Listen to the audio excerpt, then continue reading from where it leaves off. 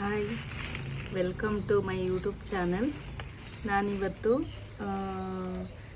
ಮನೆಯಲ್ಲೇ ವೇಸ್ಟ್ ತರಕಾರಿ ಸಿಪ್ಪೆಗಳು, ಹಣ್ಣಿನ ಸಿಪ್ಪೆಗಳು ಮತ್ತು ಇದು ವೇಸ್ಟು ಗಾರ್ಡನ್ನಲ್ಲಿ ಸಿಗೋದು ವೇಸ್ಟು ಹಣ್ಣಾಗಿ ಉದುರಿರೋ ಎಲೆಗಳು ಆ ಥರದ್ದೆಲ್ಲನೂ ಹಾಕಿ ಮನೆಯಲ್ಲೇ ಕಾಂಪೋಸ್ಟ್ ಹೆಂಗೆ ಮಾಡ್ಕೊಬೇಕು ಗಿಡಗಳಿಗೆ ಹಾಕ್ಕೊಳ್ಳೋಕ್ಕೆ ಅಂತ ಹೇಳ್ಕೊಡ್ತಾ ಇದ್ದೀನಿ. ಇವತ್ತು ಅದನ್ನು ಮಾಡೋಣ ಬನ್ನಿ.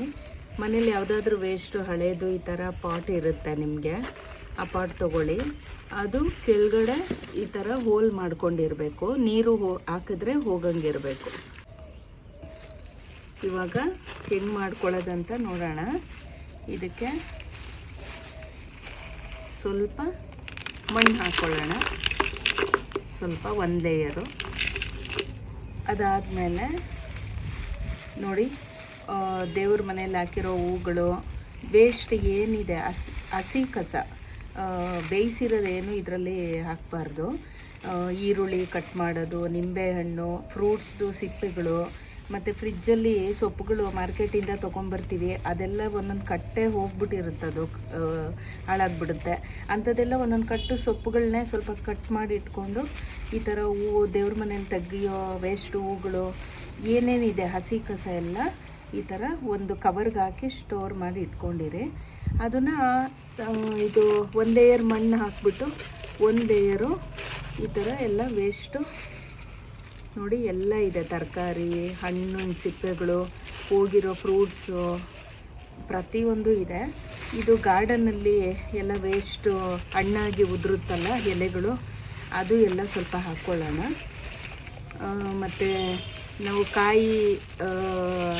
ತೆಂಗಿನಕಾಯಿ ಹೊಡೆದಾಗ ಅದರಲ್ಲಿ ನಾರು ಬರುತ್ತೆ ನೋಡಿ, ಆ ನಾರನ್ನು ಸಣ್ಣ ಸಣ್ಣದಾಗೆಲ್ಲ ಹಿಂಗೆ ಬಿಡಿಸ್ಕೊಂಡು ಅದನ್ನ ಹಾಕೊಬೋದು.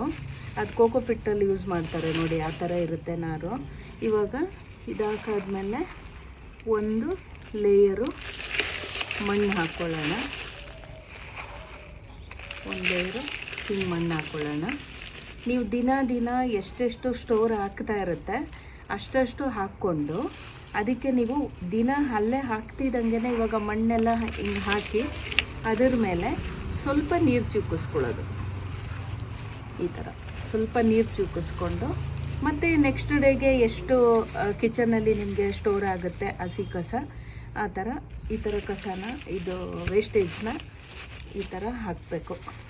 ನಿಮ್ಗೆ ಎಷ್ಟೆಷ್ಟು ಸಿಗುತ್ತೆ ಅಷ್ಟಷ್ಟೇ ಹಾಕ್ಕೊಂಡೋಗಿ ನೋಡಿ, ಒಂದು ಲೇಯರು.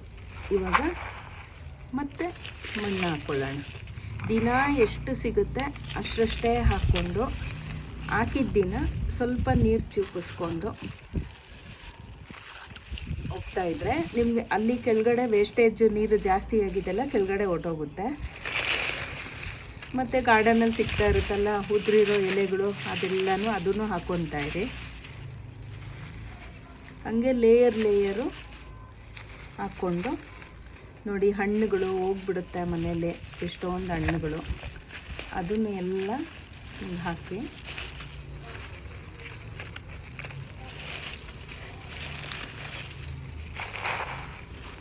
ಮತ್ತು ಒಂದು ಲೇಯರು ಮಣ್ಣು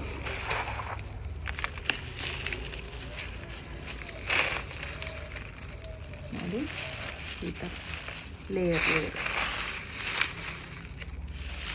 ಅಷ್ಟೇ. ಇದೇನು ಕಷ್ಟ ಏನಲ್ಲ. ಮನೇಲಾಗೋ ವೇಸ್ಟೇಜ್ ಹಸಿ ತರಕಾರಿನ ನಾವು ಕಸದವ್ರಿಗೆ ಹಾಕೋ ಬದಲು ಇದನ್ನೆಲ್ಲ ನಾವು ಬೇರೆ ಒಂದು ಸ್ಟೋರ್ ಮಾಡಿ ಈ ಥರ, ಮತ್ತು ಹಸಿ ಮೊಟ್ಟೆ ಬೇಯಿಸಿರೋರಲ್ಲ, ಹಸಿ ಮೊಟ್ಟೆ ಹೊಡಿತೀವಲ್ವ ನಾವು, ಆ ಮೊಟ್ಟೆನ ಪುಡಿ ಮಾಡಿ ಅದನ್ನು ಇದಕ್ಕೆ ಹಾಕಿದ್ರೆ ತುಂಬ ಒಳ್ಳೆ ಕಂಪೋಸ್ಟ್ ಆಗುತ್ತೆ ನೋಡಿ. ಅದ್ರ ಮೇಲೆ ಒಂದು ಲೇಯರು ಮಣ್ಣು ಹಾಕ್ಕೊಳ್ಳೋಣ.